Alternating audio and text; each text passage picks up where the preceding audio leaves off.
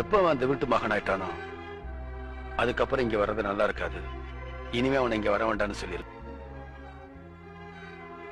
நான் ஒண்ணு உங்க வீட்டு பையனா வரல, மரகதம்மா வீட்டு பையனா தான் வந்திருக்கேன்.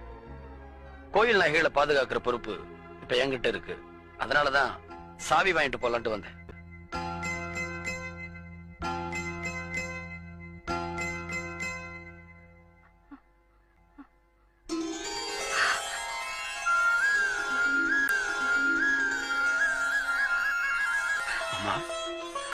எப்படி பாருங்க? நான் நல்லா இருக்கமா. நீ ஏமா சாப்பிடாம பட்டினி கிடக்குற?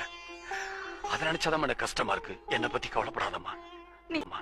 நீ எப்படி இருக்கியோ என்ன பண்றியோன்னு தெரியாம நான் எப்படிப்பா கவலைப்படாம இருக்க முடியும்?